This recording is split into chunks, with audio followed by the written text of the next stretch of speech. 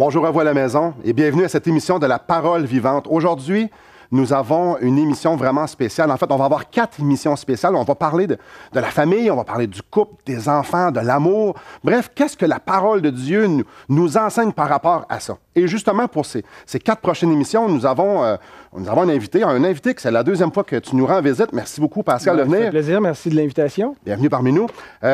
Pasteur d'une église à Saint-Jérôme. Voilà, Église réformée baptiste de Saint-Jérôme.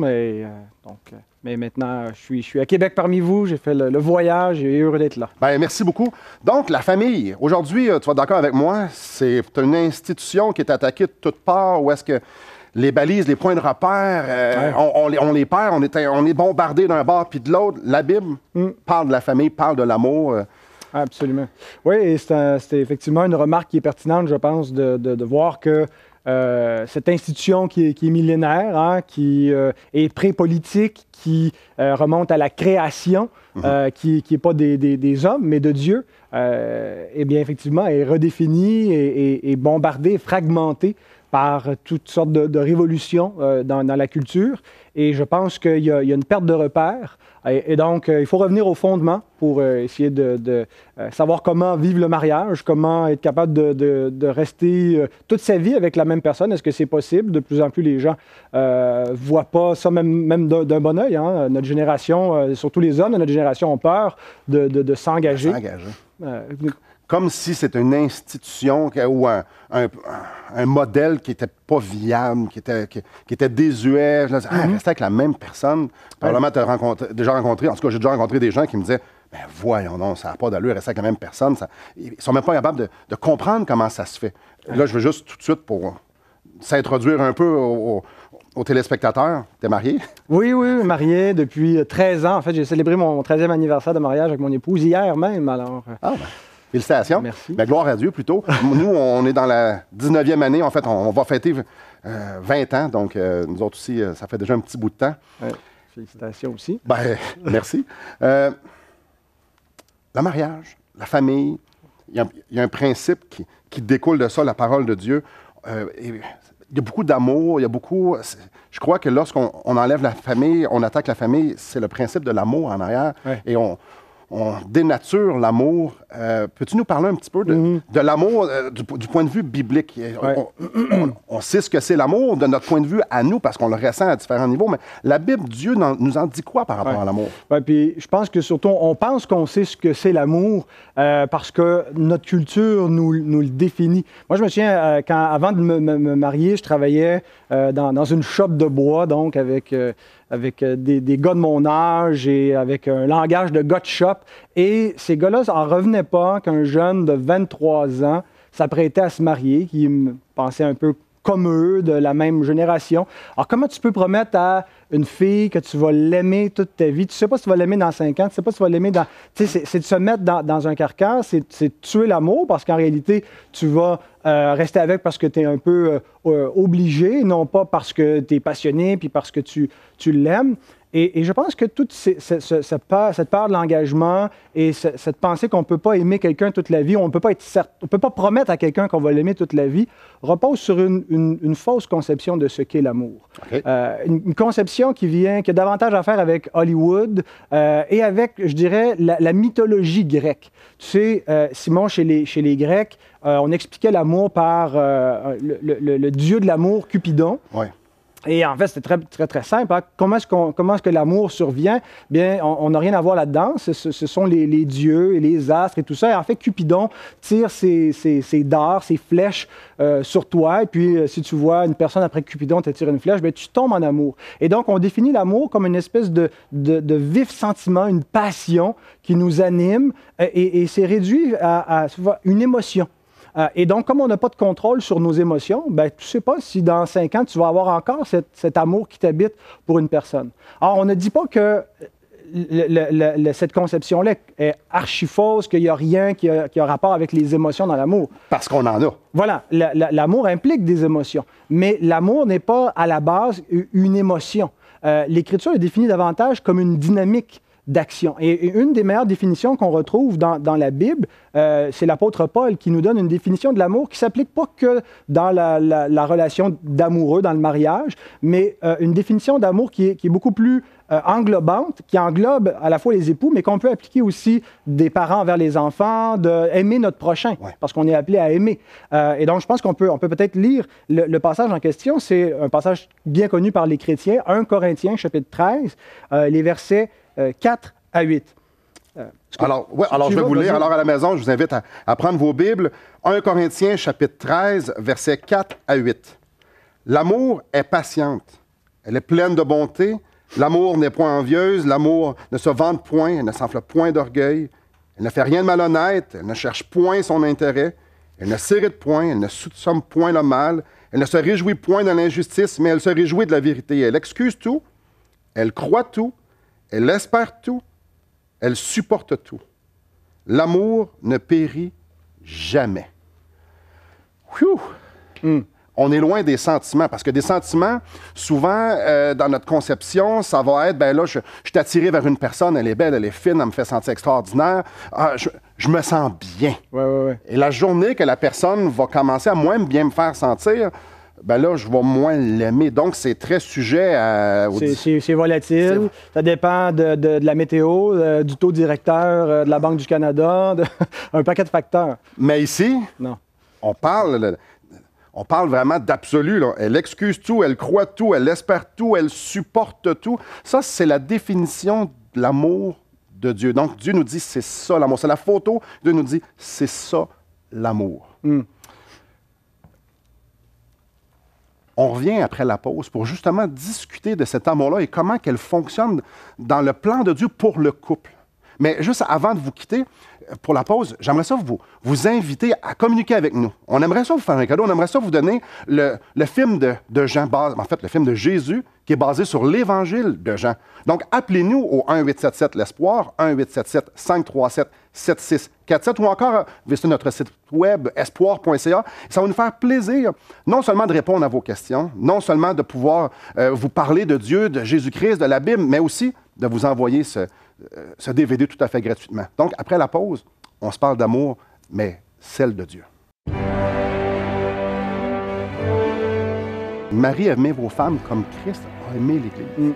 Donc, la source, l'inspiration, le modèle d'amour, on ne le retrouve pas en dedans de nous.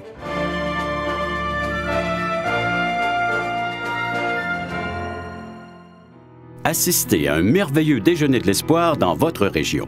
Un invité vous racontera comment Dieu a transformé sa vie et comment son cœur, souffrant, a trouvé une joie indicible en développant une relation personnelle et intime avec Dieu et son Fils Jésus-Christ. Des églises locales organisent de tels déjeuners dans plusieurs régions du Québec. Découvrez où et quand vous pouvez assister à un déjeuner de l'espoir dans votre région en visitant le site espoir.ca et en cliquant sur l'onglet « Déjeuner ».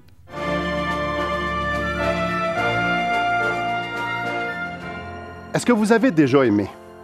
Probablement, vous allez répondre comme moi, absolument. Et vous vous êtes probablement déjà fait aimer aussi. Vous êtes probablement peut-être même comme moi déjà tombé en amour. On peut tomber très haut en amour. C'est une petite farce ici. Mais là, on vient de parler de 1 Corinthiens chapitre 13. On vient de parler de l'amour selon Dieu. Donc, comment Dieu, lui, aime. Dieu est amour. Donc, son amour peut être un peu différent du nôtre. Donc, lui, il ne tombe pas en amour comme nous, on pourrait tomber en amour. Oui, et ça, c'est effectivement, quand on parle de l'amour de Dieu et de l'amour de l'homme, il y a une unité, si on veut, ou un point commun, une analogie à faire. Mais en même temps, il y a quelque chose qui est incompréhensible pour nous quand on pense à l'amour de Dieu. Parce que l'amour de Dieu, contrairement au nôtre, n'est pas provoqué. Nous, notre amour fluctue, il peut augmenter, diminuer selon les circonstances, mais Dieu ne peut pas aimer plus qu'il aime, il ne peut pas aimer moins qu'il aime. L'Écriture nous dit qu'en Dieu, il n'y a ni changement, ni ombre de variation. C'est Jacques. Quand Dieu aime... Voilà. Ça n'augmente pas, puis ça ne diminue pas. Son amour est bref, son amour est parfait. Son amour est parfait, et donc il n'est pas provoqué. Et il n'est pas une espèce de passion, d'émotion. L'Écriture nous dit comment est-ce que Dieu a démontré ou a prouvé son amour. Et c'est pas juste avec une espèce de grand soupir de l'âme, une poésie, peu importe. C'est une action concrète. Dieu a aimé, et aimer veut dire il a fait quelque chose. Il a donné son Fils par amour. Il a tant aimé le monde qu'il a donné son Fils unique. Paul nous dit aussi que Dieu a prouvé son amour envers nous. Alors qu'on était encore des pécheurs, on était des rebelles, Christ est mort pour nous. Et donc, c'est quelque chose de concret. Ça nous donne un indice que l'amour, on ne doit pas le réduire juste à une disposition émotive dans notre vie. Ça doit devenir une dynamique d'action. Ça doit se traduire par des gestes concrets. Dans le mariage, par exemple, l'amour doit avoir une forme concrète. On aime en action et en vérité, pas seulement avec la langue. Donc, lorsqu'on se promet à l'autre dans les liens du mariage pour toute notre vie, on n'est pas en train de dire je vais avoir des sentiments toujours jojo envers toi, puis ça va toujours être merveilleux. Donc, parce qu'en fait, on est en train de marier un autre pécheur. Donc, si on... C'est le seul problème, la seule difficulté dans le mariage, c'est qu'on est des pécheurs. Hein? Donc, si je marie un pécheur, ça veut dire qu'à un moment, éventuellement, je vais être déçu. Ouais. L'autre peut me blesser, l'autre va me blesser. Alors, on peut prendre pour acquis, en partant, que les sentiments vont s'estomper et qu'il va y avoir des saisons dans notre vie de mariage où est-ce que il n'y aura pas de sentiments. Mais là, ce que tu es en train de nous montrer dans la parole de Dieu, c'est que l'amour, c'est une décision en dépit de ce qui peut arriver. Exemple, Jésus-Christ est mort alors que nous étions encore rebelles. Christ est mort pour nous alors que nous étions encore rebelles. Donc, Dieu nous a aimés alors qu'on était des pécheurs. Donc, il a pris la décision, la ferme résolution qu'on soit l'objet de son amour et qu'il nous aime. Et on peut lire aussi, Paul, dans notre passage en Romains 8, qu'il n'y a rien qui peut nous séparer de l'amour de Dieu. Même rien de l'extérieur et même pas nous à l'intérieur.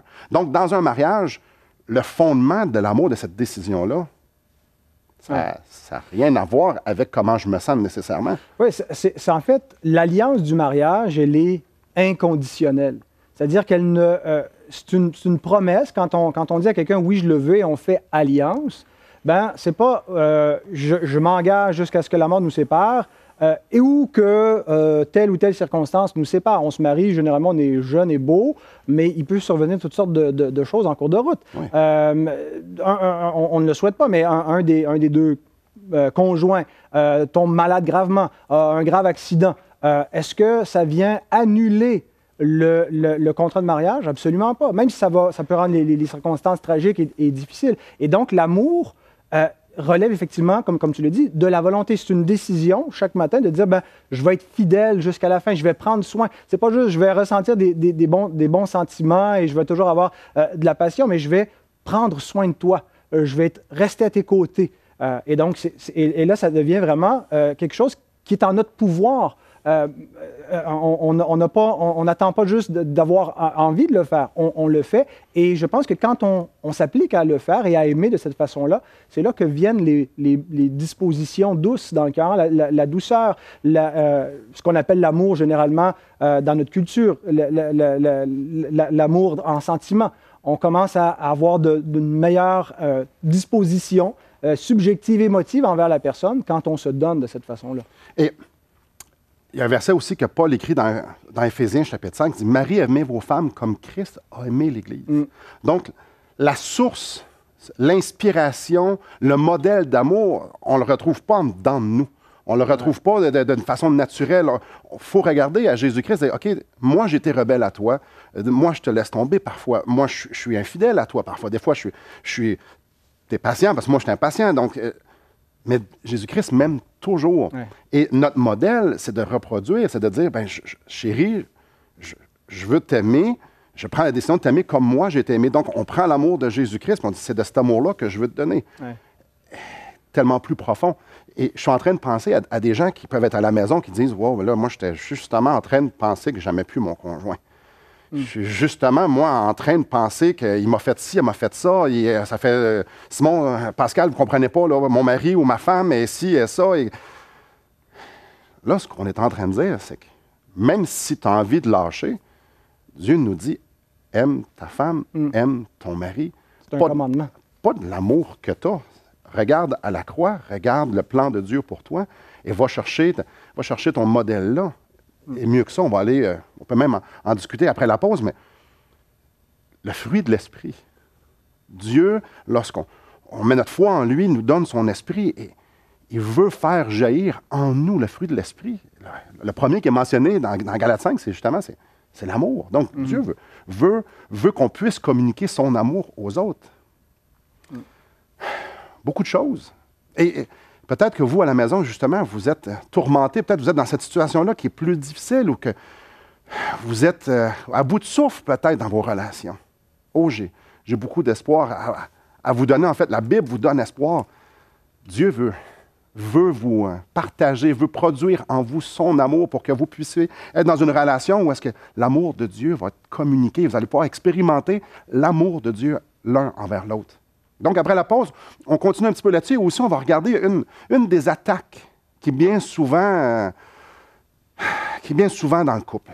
Et donc, on vous revient vers la pause. Ça s'appelle la convoitise. On en reparle après la pause. Mais juste avant d'aller, j'aimerais vous proposer un autre cadeau. On aimerait ça vous donner un livre, Destination finale, de Mark Cahill, qui parle de justement, on s'en va où après la mort?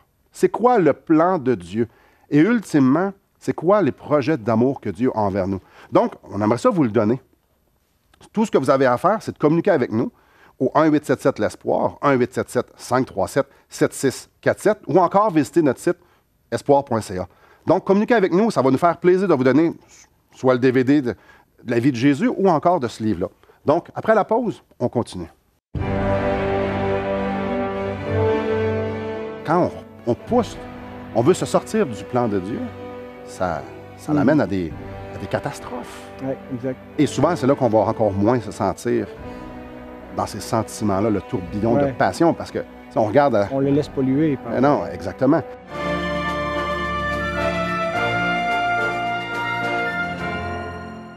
Voulez-vous combler le vide dans votre âme? Avez-vous soif d'une sérénité intérieure?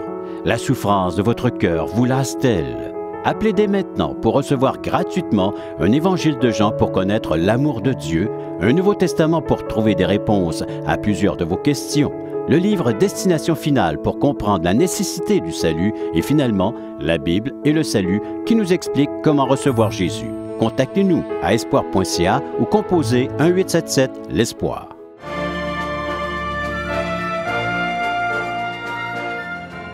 Le mariage, le couple, l'amour, les sentiments les uns envers les autres. Ce que Dieu veut nous communiquer à l'un et à l'autre par notre conjoint, notre conjointe. L'amour de Dieu.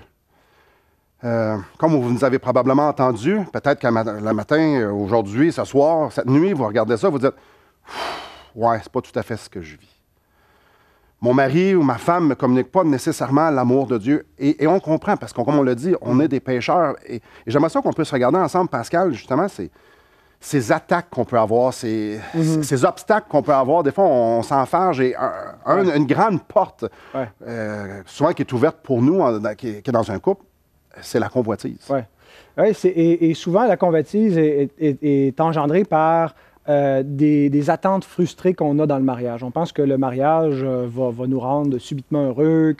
Et on se fait, tu sais, quand on attend l'âme sœur, toute notre jeunesse, notre adolescence, on se fait une image parfaite, hein, le prince charmant ou notre princesse charmante, je ne sais pas si on dit l'équivalent là, pour les hommes, mais... Et donc, généralement, c'est une image qu'on a conçue, et puis la personne avec qui on se marie ne correspond pas exactement à tous ces critères-là. Et donc, quand on vit une première frustration ou des déceptions, bien souvent, le danger, c'est de tomber dans l'infidélité. L'infidélité, il y a l'infidélité, le consommé, qui va jusqu'au bout, où vraiment on brise l'alliance du mariage en commettant l'adultère avec quelqu'un, mais ça commence bien avant de se rendre jusque-là. Être infidèle à son mariage, c'est commencer à le négliger, c'est commencer à être négligent de l'intérieur et à se laisser aller à nos convoitises. Jésus nous en parle, il nous dit que la convoitise, le commandement « tu ne convoiteras point », c'est pas juste de consommer en fait, c'est le 7e commandement qui dit « tu ne commettras point l'adultère ». C'est pas simplement de commettre littéralement l'adultère, mais ça commence dans le cœur, dans les pensées. Et jamais j'aimerais lire le texte dans Matthieu chapitre 5, au verset 27, ça nous dit « Vous avez appris qu'il a été dit « Tu ne commettras point d'adultère ». Mais moi, Jésus, je vous dis que quiconque regarde une femme pour la convoiter a déjà commis un adultère avec elle dans son cœur. » C'est très grave. Donc, non seulement il ne faut pas le faire physiquement, puis on va tous être d'accord avec ça, mais même dans notre cœur. Et je peux illustrer ça d'une certaine façon quand on sort, exemple, d'un buffet chinois. On est plein. C'est rare qu'après le buffet chinois, on sort là, puis on dit on va aller se faire un bon barbecue. On sort du buffet chinois, on est plein. Mais parfois, on peut aller dans un restaurant puis ils servent juste des petites portions. On sort, puis là, on a encore vraiment faim. Puis là, on arrive chez nous, on a quasiment envie de se faire une beurrée de beurre de pinot. Là où je m'en vais avec ça. Dieu a planifié le mariage pour qu'on soit plein. Qu'on soit satisfait dans ce que Dieu nous donne. On parle du contentement ici, que la personne avec qui on partage notre vie puisse être un complément à nous. Mais ça commence dans l'insatisfaction de dire « Ouais, mais là, j'ai encore faim. Ouais. Tu ne me nourris pas assez. » Donc, comme tu as dit, je vais regarder, elle là, probablement, ou lui, là, il ferait pas mal mieux, puis ça serait pas mal mieux. Dieu est en train de dire que ça, c'est de commettre l'adultère. Oui, exact. Et c'est intéressant parce que souvent, le texte que tu as lu, Matthieu 5, on l'applique beaucoup à la convoitise de nature sexuelle. Et donc, on considère surtout que c'est les hommes qui sont Coupables. Coupables de cela. C'est pas que les femmes peuvent pas le faire, mais c'est généralement plus fréquent chez les hommes qui sont plus visuels. Mais je pense que Jésus nous parle ici de n'importe quelle convoitise. D'imaginer, par exemple, une femme qui est déçue de son mari et qui en voudrait un plus aimant, plus doux, plus engagé, plus présent, quoi que ce soit. Et en se disant, je serais plus heureuse si mon mari était ceci ou cela. Et les hommes font de même. Donc, c'est pas juste de convoiter sexuellement, physiquement, mais c'est de se projeter ailleurs et de mépriser ce qu'on a. Quand on veut quelque chose qu'on n'a pas, on méprise ce qu'on a. Et Jacques nous dit quelque chose de très intéressant au sujet de la convoitise. Il écrit, « Chacun est tenté par sa propre convoitise, et sa convoitise l'attire et le séduit. Et lorsque la convoitise enfante, lorsqu'elle a conçu, elle enfante le péché, et le péché parvenu à son terme engendre la mort. » Le point est que les verbes qu'il utilise sont très intéressants. Il dit « chacun est séduit et amorcé ». Dans ma traduction, ça dit « il est attiré et séduit », mais c'est un verbe qu'on utilise pour parler de la pêche, aller à la pêche. On séduit le poisson avec un leurre, mais le leurre, c'est un mensonge. Bien, notre convoitise, c'est un mensonge qu'on se raconte à soi-même. Je serais plus heureux si ceci ou cela, si ma vie serait comme ci, comme ça. Et quand on se laisse aller à la convoitise et à nos rêveries, puis qu'on va jusqu'à mordre à l'appât, bien, ça nous amène non pas à la satisfaction, mais à la mort. Alors, il faut résister à la convoitise, déjouer le piège. Et parce qu'en arrière du mensonge, c'est de dire à Dieu, Dieu, ce que tu me donnes, tu t'es trompé. C'est pas assez. Ouais. Je voudrais un mari plus comme ça, je voudrais une femme plus comme ça, je voudrais une circonstance, parce que c'est beaucoup plus grand.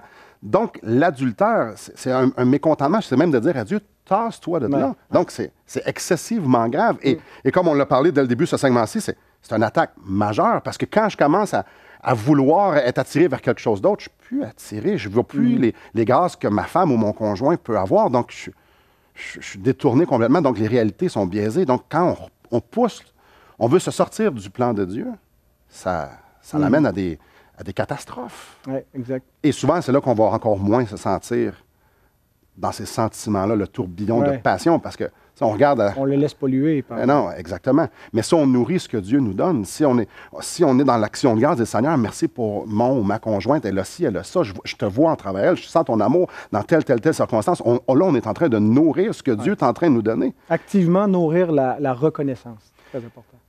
Après la pause, justement, on va parler de comment se protéger de la convoitise, comment se protéger du mécontentement, justement, de tasser Dieu pour faire ce que nous, on veut, ce que nous, on pense qui est le mieux. Donc, après la pause, comment se protéger et comment pouvoir déguster dans notre couple, dans notre mariage, ce que Dieu a pour nous. Quittez pas. Je vous en supplie, soyez réconciliés avec Dieu. Jésus-Christ est venu, il est le chemin pour que vous puissiez goûter à l'amour de Dieu. Et non seulement ça, que vous puissiez être délivrés de vos péchés, des conséquences de vos péchés. Jésus est venu mourir pour nous, pour toi, pour moi.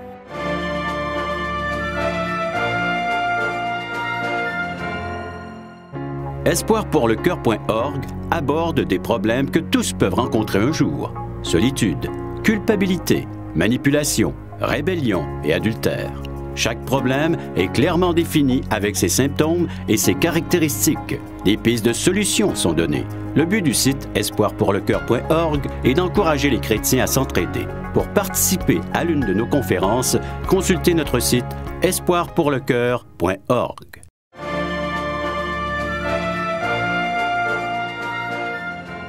des outils pour pouvoir profiter du plan de Dieu dans le mariage, Pascal?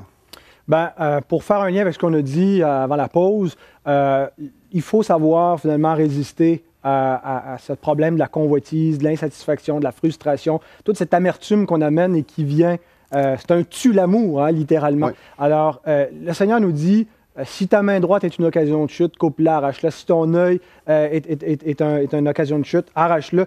C'est un langage figuratif, un langage fort qui nous dit finalement il faut couper court avec cette tendance, ces idoles du cœur, ces frustrations internes. Comment on coupe court? On les confesse à Dieu et on les reconfesse à Dieu. On cesse de les entretenir et on les remplace par une attitude de reconnaissance. La reconnaissance, ça s'entretient.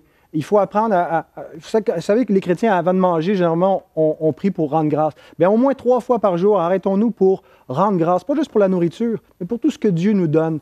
Au lieu de voir ce qu'on n'a pas, voyons ce que nous avons. Remercions Dieu pour cela. Remercions Dieu pour notre mari, notre femme, malgré les imperfections qui nous blessent, qui nous frustrent parfois. Mais apprenons à les aimer comme ça, et je pense que Dieu va nous garder. Et ultimement, la source d'amour, c'est Jésus-Christ. Dieu nous a tellement aimés qu'il a donné son Fils unique, afin que quiconque mettrait sa foi en lui ne périsse pas, ne fasse pas face au jugement, mais qu'on ait la vie éternelle. Imaginez, nous, des rebelles, des pécheurs, Dieu nous aime. Il s'est donné lui-même. Il a l'ultime sacrifice. La source de l'amour, c'est Dieu. Et c'est la place à aller dans votre couple si ça va mal. Et si ça va bien, c'est d'aller à Dieu et de dire, je veux être près de toi, je veux goûter à cet amour, je veux l'entretenir, je vais lire ta parole, je veux goûter à la vie que tu as pour moi. Et peut-être pour vous, à la maison, vous dites, ouais, mais je ne suis pas là, moi. Je n'ai pas goûté à cet amour. Oh, je vous en supplie, soyez réconciliés avec Dieu. Jésus-Christ est venu, il est le chemin pour que vous puissiez goûter à l'amour de Dieu. Et non seulement ça, que vous puissiez être délivrés de vos péchés, des conséquences de vos péchés. Jésus est venu mourir pour nous, pour toi, pour moi. Mettez votre foi en Jésus-Christ. Merci beaucoup, Pascal. C'est un plaisir. Merci beaucoup à vous et que le Seigneur vous bénisse.